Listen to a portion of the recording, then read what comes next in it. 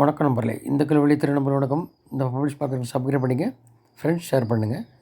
Support பண்ணணும்னு நினச்சிங்கன்னா super thanks. Join பண்ணிட்டு சப்போர்ட் நம்மளுடைய சேனல். இன்றைக்கு ட்ரிவாண்ட்ரம் மீட்டிங் முடிச்சுட்டு பல்லடத்தில் மோடி ஒரு 1/2 hour பேசினார். அந்த கூட்டத்தில் அவர் சொன்னது என்ன, எம்ஜிஆர் ஜெயலலிதாவை போற்றி சொன்னார். இந்த திமுக கூட்டம் லூட்டெடு கொள்ளையடிக்கிற கூட்டம், இதை ஒழிச்சாதான் உங்களுக்கு வளர்ச்சி வரும். அண்ணாமலை சொல்கிறது தான். இவர் ஓப்பன் அடிப்பார். அவர் பிரதமர்னால அது என்ன சொல்லுவோம் அந்த அந்த மெத்தட் வேர்டில் தான் சொல்லுவார். அவர் சொன்னார். அப்புறம் பாஜக தமிழகத்தில் ஆட்சி இல்லாத போதும் தமிழ்நாடு எப்போதும் பாஜகவின் மனதில் இருக்கிறது. இது இன்று ஒவ்வொரு தமிழக சகோதரிகளுக்கும் புரிந்து கொண்டுள்ளனர். பாஜகவின் பலத்தை கண்டு பல ஆண்டுகளாக தமிழ்நாட்டை கொள்ளையடித்தவர்கள் பதற்றம் அடைந்துள்ளனர். பல்லடத்தில் இன்று பெண்மக்கள் நிறைய விழாவில் பிரதமர் பேசினார். இதுக்கு முன்னாடி திருப்பூர் குமரன், கொடிகாத்த குமரனுக்கு அஞ்சலி செலுத்தினாங்க அண்ணாமலை உட்பட. இன்றைக்கி நிறைவு தொகுதியில் அப்புறம் பார்த்திங்கன்னா, அந்த நிறைவு தொகுதியில் சொல்லும் போது, தாமரை கடல் போல பெருந்திரளாய் குறைந்த பொதுமக்கள் அன்பினால் சிறப்புற்றது அப்படின்னு குறிப்பிட்றாங்க. இப்படி இதெல்லாம் பார்த்தா இவங்களுக்கு கதி கலங்குது. அதாவது ஏற்கனவே குறிப்பிட்ட மாதிரி தான், இனி குறி வச்சுட்டாங்க தமிழகத்தில் விட மாட்டோம். இப்போ மறுபடியும் மார்ச் 1 வீக் வரப்போகிறார். இப்போ இன்னிலேருந்தே இந்த தமிழகத்தில் ஏற்கனவே 6 மாதமாக பாத யாத்திரையில் பிரச்சாரம் பண்ணிகிட்டு இருந்தார். வருஷம் தொடங்கினே மோடிங்க வந்தார். அப்புறம் ராமர் கோயிலுக்கா வந்தார். இப்போ இங்கேருந்தே பிரச்சாரம் தொடங்கின மாதிரி தான் கணக்கு எடுத்துக்கணும் இன்னிலேருந்தே. ஸோ ஒரு 5 லட்சம் கூட்டம், அவ்வளோ இந்த மாதிரி திராவிடங்கள் மாதிரி இல்லை, சாப்பாடெல்லாம் நீட்டாக எல்லாம் ஆர்கனைஸாக பண்ணியிருக்காங்க.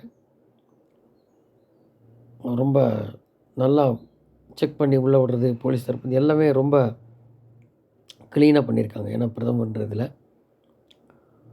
ஸோ திருப்பூரில் தமிழக அரசியலை அடியோடு புரட்டி போட இருக்க நமது யாத்திரையில் முடிஞ்சனையும் ஊழலற்ற லஞ்ச லாவணியம் இல்லாத, அடாவடித்தனம் அரசியல் இல்லாத, குடும்ப அரசியல் இல்லாத சாமானிய மக்களுக்கு அரசியல் வேண்டும் என்று மக்கள் எதிர்பார்ப்பு நிறைவேற பாராளுமன்றத்தில் சப்போர்ட் பண்ணுங்கள்.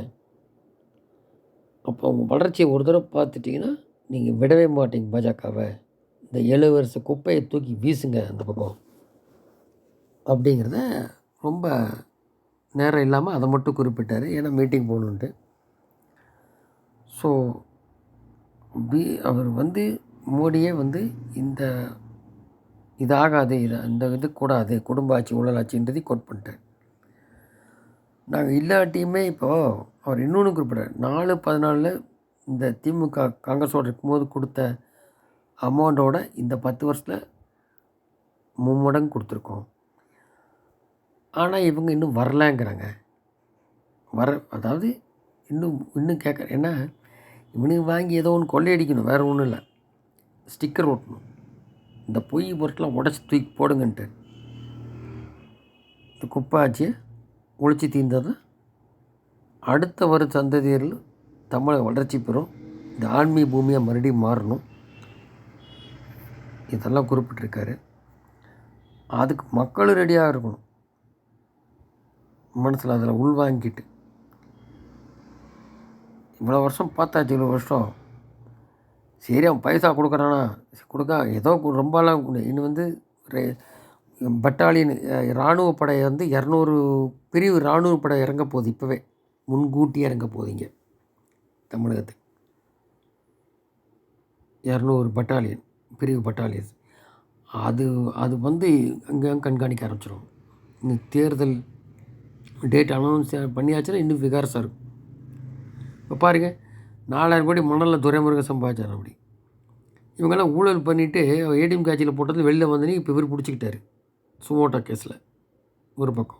ஒரு பக்கம் மணல் கொள்ள பிராண்டி இப்போ செந்தில் பாலாஜி உள்ளே இருக்கு. அப்படி இதெல்லாம் பத்தாதுன்னு ஸ்டாலின், கனிமொழி, உதயநிதி எல்லார்ட்டையும் போய்ட்டு சினிமாவுக்கு சம்மந்தப்பட்டு எல்லார்ட்டையும் ஃபோட்டோ ஷூட் பண்ண ஒரு சாதிக்கின்ற நபர் அந்த போதை வஸ்துகளை கடத்தினது இப்போ டெல்லியில் பிடிச்சிட்டாங்க.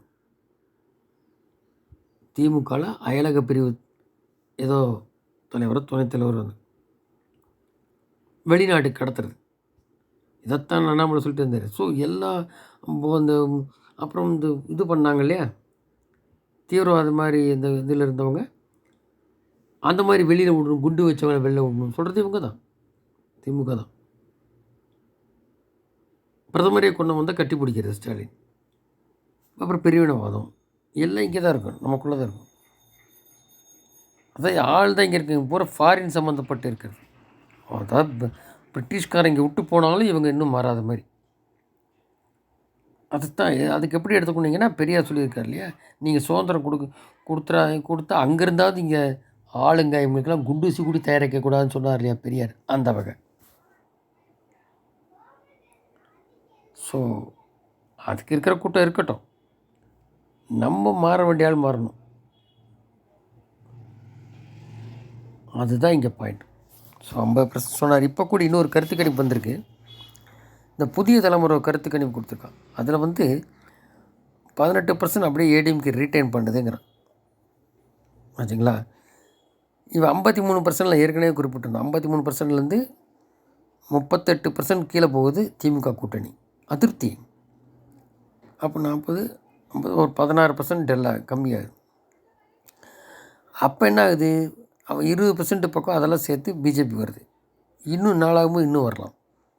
ஓட்டு போட 35% இருக்கான். அப்போ சுனாமி மாதிரி அடித்தா அதில் எத்தனை சீட், அவன் என்ன சொல்கிறான், ஒரு 6 to 8 சீட்டு பிஜேபி சொல்கிறான். அப்படி ஏடிஎம்கே 2ங்கிறாங்க. தெரில ஏன் ஏடிஎம்கே 2னா, ஏடிஎம்கே யாரும் கட்சி வரல. பிஜேபி 18 இப்போ சேர்ந்துருக்காங்க பாருங்கள். வாசன், ஜான் பாண்டியெலாம் இன்றைக்கி மேடையில் சேர்ந்துட்டாங்கல்ல. இந்த தேமுதிக பாமக 2 தான் பைசா காசு என்ன சீட்டு அது தெரியும், அது தனியாக விட்ருவோம். இப்போ 33% இருக்குன்னா மும்முனை போட்டினா சீமான் ஒரு 8% மேலே பிரிக்கிட்டதோ.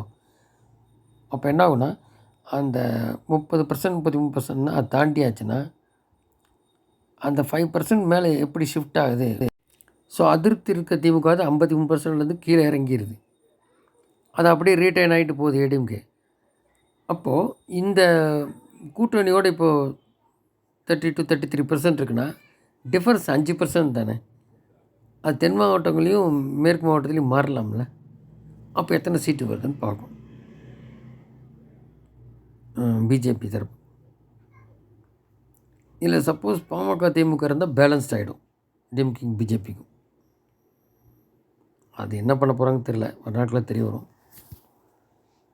ஸோ இன்னும் நாளாக பிரச்சாரத்துக்கப்புறம் அந்த டிஃப்ரென்ஸ் கம்மியாகும். டிஎம்கே பிஜேபி ஏடிஎம்கே பிக்சரில் இல்லை. இப்போ 38ங்கிறாங்க, இறங்கி வந்த ஃபிகர் இங்கே வருது, இன்னும் கொஞ்சம் கூட வரணும். அது எப்படி வருது, இது புதிய தலைமுறை சொன்ன பேஸ் வச்சு தான் சொல்கிறேன். 18% கூட்டணியோடு வரும்போது ஒரு இடத்துல கொடுத்துருந்தாங்க, 34 வருதுங்க. சரி, குறைஞ்சபட்சம் 30 to 33னா அந்த டிஃப்ரென்ஸ் ஒரு 5%. ஓட்டு போடாதவங்க போடலாம், யங்ஸ்டர் போடலாம், அதை பொறுத்துன்னு பார்க்கணும். நன்றி.